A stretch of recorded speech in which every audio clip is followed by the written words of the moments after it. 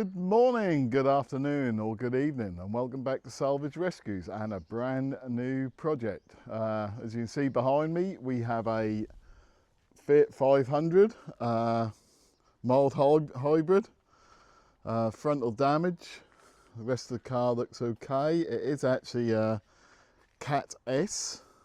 For the life of me, I've had a quick look round it. For the life of me, I can't think why it's a Cat S, but I can't see any structural damage whatsoever. But when we strip down, maybe we'll come across some. But I think it's more the insurance assessors just take the easy option and categorise it as a structural damage before they write it off. That's my opinion, because it doesn't look too heavy a damage on the front here. But the rest of the car is really good. As you can see, it's still on the trailer. I've had it for about a month, but I've kept it on the trailer, although I need the trailer now to get Ruby to the paint shop, so I need to get it off the trailer. It's done about 3,000 miles, I think. Yeah, 3,200 miles, I think it is. It does not run. It says in the advert it doesn't run. So, but the battery was totally flat, so I'll charge the battery overnight and we'll give it a go to see if we can get it started. If not, we might have to bypass the fuse. So let's have a go now to see if we can get it started. There's a bit of mould in here, as you can see. Probably some damp has got in somewhere. I don't really know where, but it has got the glass roof. But let's see if we can get it started. Everything fires up okay. It can't be as lucky as having just a flat battery, can it? No, absolutely nothing. 3,245 miles, you can see is all it's done. No, absolutely nothing. So we'll have to have a play around and see if we can get it started through a bit of hot wiring or something, just to get it off the trailer. If not, I'll have to push it. Got a few sweets for free. No service manual, although it's that doesn't need a service. I don't know whether there's a lock and wheel nut key anywhere. I'll have to have a look around. Like I say, it's just sat on the trailer in the yard for the past month. But I'm hoping, all in all, it's going to be quite an easy fix. Just a bolt-on fix. I can't see any structural damage whatsoever. Like I say, it's just pushed the slam panel in, snapped the air pipe off. There is that little hump there in the light bracket, which has bent the inner wing up slightly, but I can't see how they can class that as a structural damage. But anyway, let me have a go at getting it started, and then I'll come back to you if we do or if we don't manage to get the engine running. If not, we'll have to push it off the trailer. Okay, ta-da for now.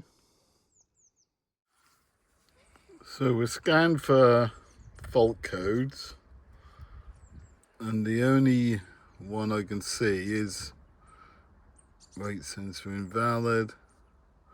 So you only got this one, which is belt starter generator can state transmission missing message. No idea what that is, no idea whatsoever.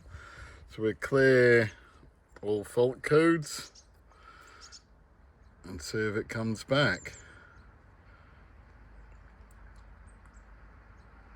Like I say, because every time we try and start it, it just come up with service ox battery. After a quick Google, it shows that that's just the normal battery. So like I say, fully charged up, put an additional battery on as well, but it's still nothing happens when you turn the starter key. So we'll try this, and if this fails, then we'll have to look at something else. It's going to take a while to scan, so I'll stop it here and then return to you once we see if we can clear it. So all fault codes seem to have cleared down. I've got nothing whatsoever showing now, so we'll try and give it a start. Hang on, just let me move the chair forward a little bit. Right, here we go. Absolutely nothing still. So we're going to have to further investigate this. Maybe does it come up? That's an auxiliary belt, auxiliary battery warning light.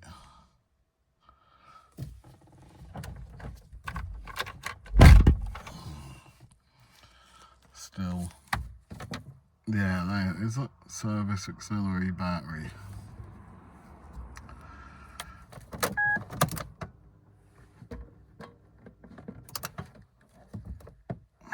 Nothing. Right, okay, so we'll try and see if we got power to the starter motor, and then we'll go from there, I suppose. Okay, leave it with me. Ta-ta for now. So we gave up trying to get it started. I couldn't access the starter motor or anything, so I managed to get it off the trailer and get it into the garden, as you can see. So what we're going to do is we're going to start stripping the front down, and then hopefully I can gain access to the starter motor a bit easier and see whether we got any power going to starter motor. I've checked this, whatever this is, and there's power either side of that. So yeah, it might just be a fuse, it might be as simple as a fuse somewhere. I've researched and it says this hasn't got pyro fuses, plus there's no airbag gone off, so I don't think it's either of them, but we'll just have to trace it back. But I thought if I get the front end off, I'll be able to hopefully see what's going on a bit better. So that's what I'm going to do. I'm going to start stripping the front end down. You'll see that in the following clip. Ta-da for now.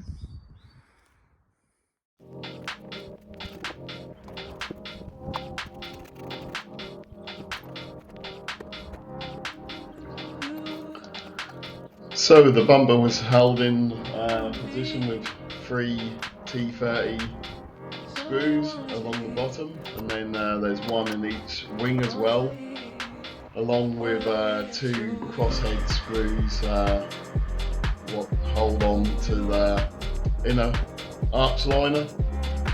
These were a bit tricky to get out, as you can see. One of them was extremely hard to remove, and then it's held in position with 6 T30 screws along the top, although the bumper was that broken I just took them off to keep them for the replacement bumper. And then just unplugging the fog lights there, as you can see, and then the daytime running lights as well. And we moved on to removing the crash bar, upper and lower crash bar. This is held in position with 15mm sockets required to remove these, and there's also a couple of small 10mm bolts which hold the crash bar to the slam panel. The bolts actually go through the whole crash bar and slam panel all in one go, so the little 10mm bolts which hold the crash bar to the slam panel. Then once we removed that, we then went on to removing the headlights. These are just held in position with 10mm with bolts what require a 10mm socket, although most of the lugs have broke off them anyway. And then we went on to removing the slam panel, again 10mm socket, just required to remove that from the inner wing, from the inner wing. And then removing the AC radiator and also the coolant radiator from the panel, and then we moved on removing the bonnet release catch, and then yeah, just the horns coming off now, and then just trying to maneuver everything out of the way because obviously everything's bent, just to get everything clear.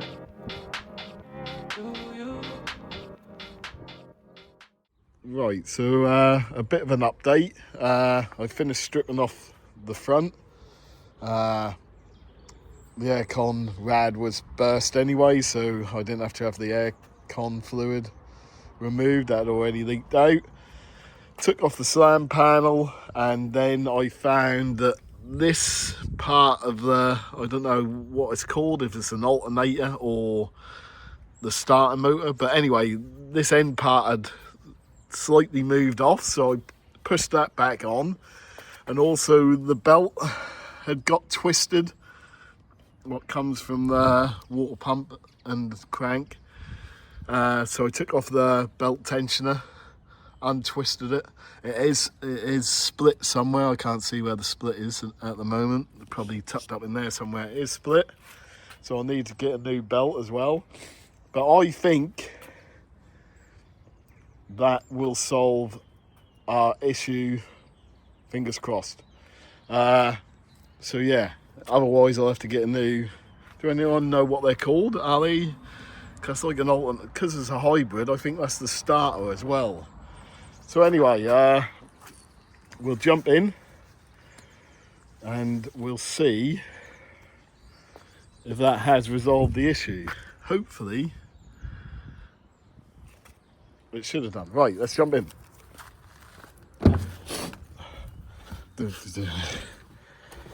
Right. See if we got any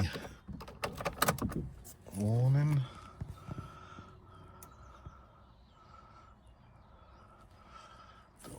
We can soon sort the door out, can't we? Right, low fill. And we also had that auxiliary service. Right, fingers crossed everyone, here we go.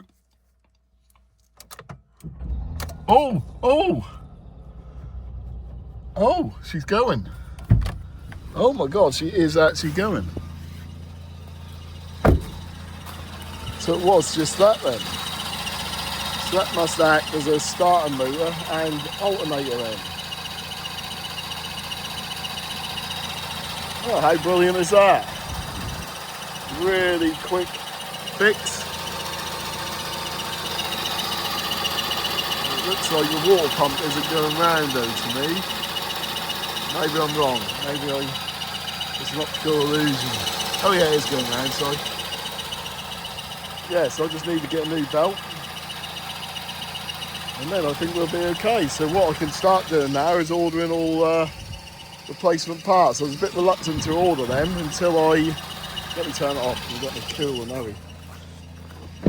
I was a bit reluctant to order the parts until I knew that run really. So yeah, I can get my new slam panel, new bumper, bonnet and wing, and then all the crash bars and everything. But yeah, it's really good news, really good news, really happy that. So yeah, I think that'll be it for the video today. But so we managed to get the front end stripped down, and then yeah, we got it running. So right, let's get ordering some parts, and I'll see you in the next episode. So like I say before, if you like this video, please give it a thumbs up. We're well over 1,000 subscribers now. Thank you very much to everyone who subscribed. If you've got any comments, please put it in the comment section below, and don't forget to turn on the notifications, and then you can keep up to date with the build of the projects. So apart from that, that's all I've got for you today. So I'll say the normal, and it's ta-da for now.